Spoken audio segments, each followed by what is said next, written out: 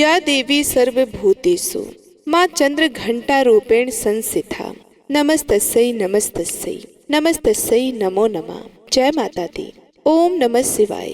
प्रिय भक्तगणों, आज अश्विन माह शुक्ल पक्ष की तृतीय तिथि है और आज शारदीय नवरात्रि का तीसरा दिन माता चंद्र घंटा को समर्पित है। इनकी पूजा करने से मनुष्य को यह लोक तथा परलोक दोनों लोकों में सभी प्रकार के सुख प्राप्त होते हैं। उनका परम कल्याण होता है। देवी की कृपा से साधक को अलौकिक वस्तुओं के दर्शन होते हैं तथा कई तरह के सूक्ष्म ध्वनियां सुनाई देने लगती हैं, जो मन को शांति प्रदान करती है। क्योंकि इस दिन पूजा के दौरान साधक का त्रिचक्र अर्थात मणिपुर चक्र जागृत होने से ऐसा होता है। इन क्षणों में भक्तों को बड़ा ही सावधान रहना चाहिए, इसलिए इनकी पूजा कथा का श्रवण पाठ इत्यादि को बीच में छोड़कर उठना नहीं चाहिए।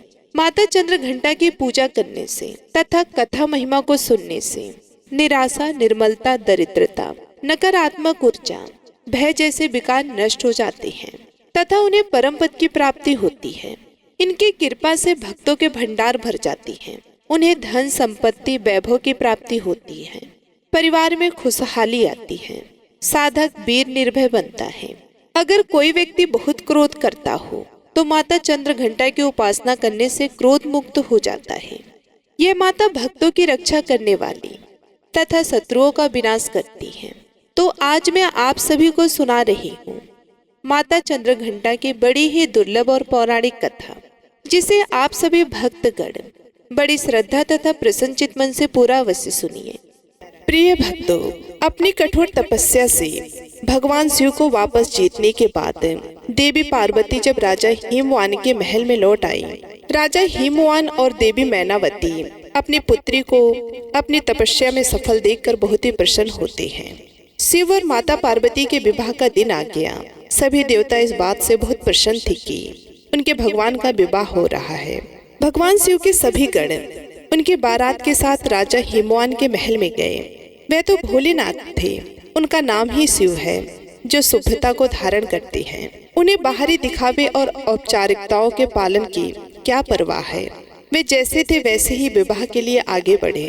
वसुकी और तक्षक जैसे सबसे भयानक सांपों के साथ उनकी माला, कंगन, कमरबंद और बालियां थी। उनके बाल उलझे हुए थे। उनका पूरा शरीर शमशान की राख में ढका हुआ था। उन्होंने अपने 5 सिर प्रकट किए। वे प्रभावशाली, उग्र और तीव्र दिख रहे थे। वे बारात में राशि घोड़ों पर सवार अन्य लोगों के विपरीत एक बैल पर सवार होकर आए थे। मैना देवी माता पार्वती की माँ, जो अपनी दामाद पर नजर डालने की उम्मीद से प्रतीक्षा कर रही थी, जिसके लिए उनकी बेटी ने इतनी कठोर तपस्या की थी, भगवान शिव के प्रकट होने पर हैरान और निराश हो गई। उनका रूप न केवल अरुचिकर था, बल्कि वो अत्यंत अनियंत्रित और विचित्र रूपों से घिरे हुए थे। भूत, प्रेत और पिशाच बम बम भोले के नारों से सारे वातावरण में ध्वनि कर रहे थे। भूत, पिशाच, साधु और अघोरी बारात में शामिल हुए सभी गण इतने उत्साहित थे कि उनकी मर्यादा के लिए कोई जगह ही नहीं थी। उनकी खुशी अस्पष्ट थी, लेकिन ये किसी भी तरह से कोई सुंदर या सुखद दृश्य नहीं था। इस तथ्य को पचाने में असमर्थ माता मैना देवी ने सोचा, उनकी शाही कोमल बेटी अब अपने पति जैसे आतंकित स्वभाव वाले व्यक्ति के साथ कैसे प्राणियों के बीच रहेगी। यही सब सोचते हुए मैना देवी अचेत हो गई। देवी पार्वती ने शिव तत्व की गहराई को आत्मसात कर लिया था और जैसा कि हमने उनके ब्रह्मचारिणी रूप में देखा, वे सप्त ऋषियों के लिए 100 सिद्धांत की गुरु भी थी। फिर भी अपनी पूरी करुणा के साथ एक माँ के रूप में मैना देवी की दुर्दशा को समझा। भोलेनाथ को शांत होने और विवाह के लिए एक सुखद स्वरूप प्रस्तुत करने के लिए मनाने के लिए गई। अब देखिए, देवी पार्वती स्वयं उनके तीव्र रूप से मेल खाने के लिए क्षण भर के लिए उग्र रूप धारण कर लिया। उनके 10 हाथों में विभिन्न शस्त्र थे और उनके मुकुट पर एक घंटी के आकार का चंद्रमा था। देवी के इस रूप को चंद्र घंटा रूप में पूजा जाता है। माँ के इस रूप ने भगवान शिव के रौद्र रूप को शांत किया और उनके उपद्रवी गणों को वश में किया। चंद्र घंटा के उग्र और तेजस्वी रूप को मानते हुए माँ ने शिव से सौम्य रूप धारण करने का आग्रह किया, जिस पर वे तत्पश्चात सहमत हो गए। उनके अनुरोध पर प्रभु शिव जी ने अपने भयानक रूप को त्याग दिया और भगवान विष्णु को सबसे आकर्षक दूल्हे के रूप में उनका श्रृंगार करने दिया। भगवान शिव को इस रूप में चंद्रशेखर या सुंदरेश्वर के नाम से जाना जाता है। देवी पार्वती ने शिव जी के प्रति अपना प्रेम दिखाने के लिए उनकी जटाओं पर हमेशा आधा चंद्रमा रहता है। अपने माथे पर आधा चंद्रमा सजाया। भव्य विवाह के बाद देवी पार्वती एक शालीन नई दुल्हन के रूप में भगवान शिव के साथ गई। भगवान शिव अभी भी ध्यान में डूबे थे और देवी पार्वती एक बार फिर हर दिन उनकी गुफा को साफ करती और उनकी सभी जरूरतों का प्रेम से ख्याल रखती थी। धीरे धीरे देवी पार्वती ने कैलाश पर अपना नया घर स्थापित कर दिया। इस बीच तारकासुर बेचैन हो रहा था। अब तो शिव और उनकी शक्ति एकजुट हो गए थे, इसलिए तारकासुर भयभीत था। उसने नवविवाहित के जीवन में सौंदर्य को बाधित करने के लिए एक दुष्ट चमगादड़ राक्षस जतकासुर को भेजा। जबकि भगवान शिव घोर तपस्या में लीन थे और माता पार्वती अपने घर के कामकाज में, और इधर जतकासुर पूरी चमगादड़ सेना के साथ कैलाश पर पहुंच जाता है। जतकासुर और उसकी चमगादड़ सेना ने आकाश को केवल अपने पंखों से ढक लिया। उन्होंने माँ पार्वती के नए सजाए घर को उजाड़ना शुरू कर दिया। अभी भी एक संकोची दुल्हन और राक्षस और असुरों के तरीकों में माँ पार्वती ने शक्तिशाली नंदी की मदद लेने का फैसला किया, लेकिन नंदी जी कहीं नहीं मिले। इस बीच भगवान शिव के अन्य गणों ने जतकासुर और उसकी शक्तिशाली सेना से सुरक्षा के लिए उनसे प्रार्थना किया, क्योंकि उन्हें बार बार जतकासुर के हाथों से हार का सामना करना पड़ रहा था और भगवान शिव अभी भी गहरी तपस्या में लीन थे। तब माता पार्वती स्वयं शिव से मिलने गई। उन्होंने उनसे कहा, इस स्थिति से बाहर निकालने का मार्गदर्शन करने के लिए विनती की। फिर भी अपने तप से विचलित न होते हुए भगवान शिव ने उन्हें भीतर से सशक्त करने का निर्णय लिया। भगवान शिव अपनी साधना में गहरे थे। तभी माता पार्वती को जतकासुर से स्वतंत्र रूप से लड़ने की प्रेरणा मिली। अकेले उन्होंने जतकासुर से युद्ध करने का फैसला किया। वे गुफा से बाहर निकली। उन्होंने देखा कि आकाश में अभी भी अंधेरा था, चमगादड़ के पंखों से ढका हुआ था। उन्होंने चंद्रदेव से प्रार्थना किया कि वे उनके लिए युद्ध के मैदान को रोशन करने के लिए उनके माथे पर आराम करें। युद्ध के मैदान में उनकी सहायता करने के लिए हिमालय भेड़ियों का एक झुंड उनकी सहायता के लिए दौड़ा। देवी पार्वती को जल्द ही पता चल गया कि जतकासुर आकाश में चमगादड़ द्वारा सक्रिय था, इसलिए वे युद्ध के मैदान में एक विशाल घंटा लेकर आई। घंटा इतनी जोर से बजी कि चमगादड़ ने आसमान साफ कर दिया। जैसे ही भेड़ियों में से एक ने जतकासुर पर आक्रमण किया, देवी पार्वती जतकासुर के सिर पर घंटे से प्रहार किया, जिससे वे एक ही झटके में मर गया।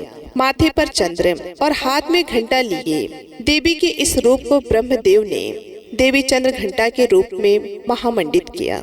सर्व मंगल मांगल्ये शिवा सर्वार्थ साधिके शरण नेत्रम्बिके गौरी नारायणी नमस्तुते। प्रिय दर्शकों, ये कथा इस बात का प्रतीक है कि अपने अंदर की शक्ति को पहचानने के लिए हमें देवी प्रेरणा की आवश्यकता होती है।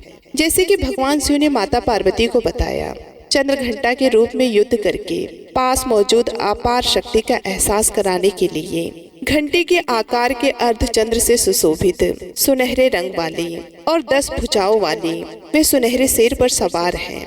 8 कोमल हाथों में त्रिशूल, गदा, तीर, धनुष, तलवार, कमल, घंटी, एक रुद्राक्ष माला और कमंडल युक्त पानी का बर्तन है। जबकि उनका एक हाथ अभय मुद्रा, भय को दूर करने वाली मुद्रा में है। उन्होंने नारंगी रंग के वस्त्र पहने हैं। वे शेर या बाघ पर सवार हैं, जो बहादुरी और ताकत का प्रतीक है। जय माता चंद्र घंटा। एक बार प्रेम से बोलिए, जय माता चंद्र घंटा। ओम नमः शिवाय। जय माता भगवती। प्रिय भक्तगणों, अब आइए सुनते हैं माता पार्वती माँ भवानी की पुत्री मनसा देवी की कथा। भगवान शिव की मानस पुत्री होने के बाद भी मनसा देवी की पूजा शिव परिवार के साथ नहीं हो रही थी, जबकि उनके परिवार के ही माता पार्वती, गणेश जी, कार्तिकेय भगवान, भैरव, नंदी आदि की पूजा हो रही थी, जिसकी वजह से मनसा देवी असंतुष्ट रहती थी और इसी समस्या को लेकर वे भगवान शिव के पास गईं। शिकायत सुनकर शिव जी ने कहा कि हे पुत्री मनसा, पृथ्वी पर चंपापुरी में एक सौदागर चंद्रधर मेरा विख्यात एवं कट्टर भक्त है। सर्वप्रथम उसे सौदागर से तुम पूजा लो। अगर वह तुम्हें पूजा दे देगा तो तुम्हारी पूजा इस पृथ्वी पर शिव परिवार की तरह होने लगेगी। प्रिय भक्तों, अब मनसा देवी चंपापुरी के चंद्रधर के पास प्रकट हुई और उस सौदागर से अपनी पूजा मांगी, लेकिन चंद्रधर ने उनकी पूजा करने के बजाय उनकी अवहेलना कर डाली। परिणाम स्वरूप सौदागर के 6 पुत्रों को मनसा देवी के विष के कोप का शिकार होना पड़ा। सभी पुत्र सर्प के दंश से शिकार हुए। कट्टर शिवभक्त चंद्रधर फिर भी मनसा देवी की पूजा को तैयार नहीं हुआ। कुछ समय बाद चंद्रधर को बाला लखंदर के रूप में 7वां पुत्र हुआ। मनसा देवी के श्राप के अनुसार बाला लखंदर की मृत्यु सर्पदंत से सुहाग रात के दिन सुनिश्चित थी। हट्टी सौदागर ने भगवान विश्वकर्मा का आवाहन कर लोहा बांस का एक ऐसा अद्भुत भवन बनाने को कहा जिसमें सुरक्षा को लेकर कोई छेद छोड़ने को नहीं कहा गया। इस बात का पता चलते ही मनसा देवी ने कारीगरों को बुलाकर एक छोटी सी सुरंग मकान की दीवार में छोड़ देने पर राजी कर लिया, जिसे आसानी से देखा नहीं जा सकता था। बाला लखंदर का विवाह नौगछिया के पास उज्जैन गांव के वसु सौदागर की पुत्री बिहुला से हुआ। लोहा बांस के दूध भवन में बाला लखंदर अपनी नवविवाहिता सुंदर पत्नी बिहुला के साथ सुहाग रात में शयन कक्ष में थे। मध्य रात्रि में सर्पदंश का शिकार हो गए। नागदंश का शिकार होते ही बाला लखंदर के उपचार एवं सर्पदंश झाड़ने के लिए चंपापुरी के वेद एवं ओझा सभी को बुलाया गया, लेकिन देवी मनसा ने उन्हें रोक दिया। फलस्वरूप तेज विष के कारण बाला लखंदर की मृत्यु हो गई। मृत्यु के उपरांत सती साध्वी बिहुला पति को पुनः जीवित करने के लिए संकल्पबद्ध हो गई। विश्वकर्मा जी का आवाहन करती हैं और विशाल नौका पर एक मंजिलों वाली मनसुजा केले के पत्ते से नौका बनवाई। उसे लहसन माली से विविध चित्रों से सजाया। उसी केले के नौका पर बिहुला अपने पति के पार्थिव शरीर को लेकर चंपापुरी से स्वर्ग के लिए जल मार्ग से प्रस्थान करती हैं। उसने लाल साड़ी पहन रखी थी और सिंदूर लगा रखा था। नदी के किनारे से उस शव को वो बहुत दूर ले गई। वह अपने पति को पुनः जीवित करने पर तुली हुई थी। बहुत दिनों तक उसने कुछ भी नहीं खाया पिया, जिससे उसका शरीर सूख गया था। बाला लखंदर के शरीर से दुर्गंध भी आने लगी थी। उनके सारे शरीर में कीड़े पड़ गए थे, मात्र उसका कंकाल ही शेष रह गया था। बिहुला नाव को किनारे की ओर ले जाती है। उसने वहां पर एक धोबिन के मुख से तेज टपकते हुए देखा। बिहुला के कठोर तप को देखकर मनसा देवी ने ही उस धोबन को वहां पर भेजा था। उस धोबिन ने बिहुला से कहा कि हे पुत्री, तुम मेरे साथ देवलोक में चलकर अपने नित्य से महादेव तथा सभी देवताओं को प्रसन्न करो तो तुम्हारे पति पुनः जीवित हो जाएंगे। बिहुला ने उनकी सलाह मानी और वे उसके साथ चल पड़ी। पति की अस्थियां उसके वक्षस्थल से चिपकी थी। वे अपने पति की स्मृति से उन्मत्त होकर इस प्रकार से बिहुला स्वर्ग की ओर चल पड़ी। रास्ते में जाते हुए बहुत सारी कठिनाइयां उसे झेलनी पड़ी। उसे रूह कपा देने वाली बैतरणी नदी को भी पार करना था, जो कि यमलोक में था। उसने गौ माता का आवाहन किया और कहा कि हे गौ माता, यदि मैंने सच्चे हृदय से आपकी सेवा की है, मेरे मन में लेस मात्र भी छल कपट नहीं है, तो आप मेरी सहायता करें। यह सुनकर गौ माता तुरंत वहां प्रस्तुत हो जाती है और बिहुला को अपने पूंछ के सहारे बैतरणी नदी को पार कराती है। इस प्रकार सती सावित्री बिहुला अपने पति को लेकर बैतरणी नदी को पार करती है। यमलोक होते हुए यमराज के प्रश्नों का जवाब देती हुई उन्हें प्रसन्न करती है तथा बिहुला इंद्रासन पहुंच गई। बिहुला ने अपने सत्युत तेज एवं अकाल भक्ति नित्य से भगवान इंद्र को प्रसन्न कर दिया। भगवान इंद्र सहित सभी देवताओं ने उसे मनवांछित वर मांगने को कहा। बिहुला अपने पति का जीवन दान मांगती है। इस प्रकार से सभी देवताओं ने मिलकर माता मनसा देवी के अनुग्रह से उसके पति को जीवित कर दिया। तब बिहुला ने अंत में आकर देवताओं से कहा कि उसे अपने 6 ज्येष्ठ का जीवन भी दान में चाहिए। भगवान इंद्र शहर से उसकी मांग स्वीकार कर दी। फिर क्या था, 7 भाइयों के साथ बिहुला चंपापुरी अपने ससुराल लौट आई और बिहुला का भव्य स्वागत किया गया। माता मनसा देवी प्रकट हुई और बिहुला के समक्ष पुनः अपनी पूजा का प्रस्ताव रखा। बिहुला के ससुराल के सभी लोगों ने माता मनसा देवी को पूजा देना स्वीकार किया, लेकिन चंद्रधर अपनी जगह पर अडिग रहा। उसकी घोषणा थी कि मेरा दाहिना हाथ शिव की पूजा को अर्पित है, इसलिए मैं पूजा नमन मात्र भगवान शिव का ही करूंगा। घर के सभी परिजनों ने मिलकर हट्टी सौदागर को देवी माँ मनसा की पूजा करने के लिए मना लिया। चंद्रधर ने हामी तो भर दी, लेकिन अपने बाएं हाथ से मनसा देवी को पूजने के लिए फूल और नववेद अर्पित किया। पूजा के लिए भव्य मनसा बिसहरी मंदिर का निर्माण किया गया। कहा जाता है कि तभी से मनसा देवी की पूजा शिव की मानस कन्या के रूप में होने लगी। उसी वक्त मनसा देवी ने बिहुला को आशीर्वाद दिया, दुनिया की सती नारियों में से उनका स्थान सुरक्षित रहेगा और उच्च रहेगा। मनसा पूजा के साथ ही बिहुला की भी पूजा की जाएगी। तो प्रेम से बोलिए, माता मनसा देवी की जय हो माँ मनसा देवी। हे मनसा देवी, जिस प्रकार आपने बिहुला के पति का जीवन सुरक्षित रखा, उसे जीवन दान दिया, अपने भक्तों सभी सुहागिनों के सुहाग को अमर रखना। जय माता मनसा देवी, जय माँ भवानी। ओम नमः शिवाय। एक बार की बात है, माता पार्वती शिव जी को पति के रूप में प्राप्त करने के लिए घोर तप कर रही थी। उनके तप को देखकर देवताओं ने शिव जी से देवी की मनोकामना को पूर्ण करने की प्रार्थना की। शिव जी ने पार्वती जी की परीक्षा लेने के लिए सप्त ऋषियों को भेजा। सप्त ऋषियों ने शिव जी के सैकड़ों अवगुण गिनाए, पर पार्वती जी को महादेव जी के अलावा किसी और से विवाह मंजूर नहीं था। तब शंकर जी ने स्वयं पार्वती जी की परीक्षा लेने की ठानी। तब भगवान शंकर स्वयं प्रकट हुए और पार्वती जी को वरदान देकर अंतर ध्यान हुए।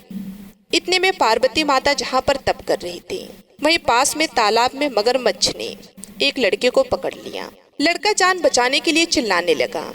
तब पार्वती जी से उस बच्चे की चीख सुनी नहीं गई। द्रवित होकर वे तालाब पर पहुंची। वहां देखा कि मगरमच्छ लड़के को तालाब के अंदर खींच करके ले जा रहा था। लड़के ने देवी को देखकर कहा कि मेरी माता और पिता और भाई बंधु कोई नहीं है, आप मेरी रक्षा करें। तो पार्वती जी ने कहा कि मगरमच्छ, इस लड़के को छोड़ दो।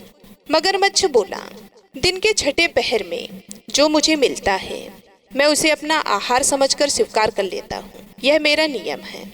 ब्रह्मदेव ने दिन के छठे पहर में इस लड़के को मेरे लिए भेजा है, तो मैं इसे क्यों छोड़ूं? पार्वती जी ने विनती की कि तुम इसे छोड़ दो, बदले में तुम्हें जो चाहिए वह मुझसे कहो। तो मगरमच्छ बोला कि एक शर्त पर मैं इसे छोड़ूंगा। आपने तप करके महादेव जी से जो वरदान लिया है, यदि उस तप का फल मुझे दे दो तो मैं इसे छोड़ दूंगा। पार्वती जी तुरंत तैयार हो गई। उन्होंने कहा, मैं अपने तप का फल तुम्हें देने को तैयार हूँ, लेकिन तुम इस बालक को छोड़ दो। मगरमच्छ ने समझाया, सोच लो देवी, जोश में आकर संकल्प मत करो। हजारों वर्षों तक जैसा तप किया है वैसा देवताओं के लिए भी संभव नहीं है। उसका सारा फल इस बालक के प्राणों के बदले चला जाएगा। पार्वती जी ने कहा कि मेरा निश्चय पक्का है, मैं तुम्हें अपने तप का फल देती हूँ, तुम इसको जीवन दे दो। मगरमच्छ ने पार्वती जी से तप दान करने का संकल्प करवाया। तप का दान होते ही मगरमच्छ का देह तेजी से चमकने लगा और वह बोला कि हे पार्वती, यह देखो, तप के प्रभाव से मैं तेजस्वी बन गया हूँ। तुमने जीवन भर की पूंजी एक बच्चे के लिए व्यर्थ कर दी है। चाहो तो अपनी भूल सुधारने का एक मौका और दे सकता हूँ। तब पार्वती जी ने कहा कि हे ग्रह, तब तो मैं पुनः कर सकती हूँ, किंतु यदि तुम इस लड़के को निगल जाते तो इसका जीवन वापस नहीं मिल सकता था। देखते ही देखते वह लड़का अदृश्य हो गया और मगरमच्छ भी लुप्त हो गया। पार्वती जी ने विचार किया, मैंने तप तो दान कर दिया है, अब पुनः से तप आरंभ करूंगी। पार्वती जी ने फिर से तप करने का संकल्प किया। भगवान सदाशिव फिर से प्रकट होकर बोले कि हे पार्वती, भला अब तप क्यों कर रही हो? तब पार्वती जी ने कहा कि प्रभु, मैंने अपने तप का फल दान कर दिया है। आपको पति रूप में पाने के संकल्प के लिए मैं फिर से वैसा ही घोर तप करके आपको प्रसन्न करूंगी। तो महादेव जी बोले, मगरमच्छ और लड़के दोनों रूपों में मैं ही था। तुम्हारा चित्त प्राणी मात्र में अपने सुख दुख का अनुभव करता है या नहीं, इसकी परीक्षा लेने के लिए मैंने यह लीला रची थी। अनेक रूपों में दिखने वाला मैं एक ही हूँ और अनेक शरीरों से अलग निर्विकार हूँ। तुमने अपना तप मुझे ही दिया है, इसलिए अब और तप करने की कोई आवश्यकता नहीं है। देवी ने महादेव जी को प्रणाम कर प्रसन्न मन से विदा किया। प्रेम से बोलिए भगवान शंकर और माता पार्वती की जय। प्रिय भक्तगणों, उम्मीद करती हूँ आज की ये कथा आपको बेहद ही पसंद आई होगी और कमेंट बॉक्स में जय माँ चंद्रघंटा, जय माँ मनसा देवी जरूर लिखिएगा। मिलती हूँ अगले वीडियो में, तब तक के लिए नमस्कार।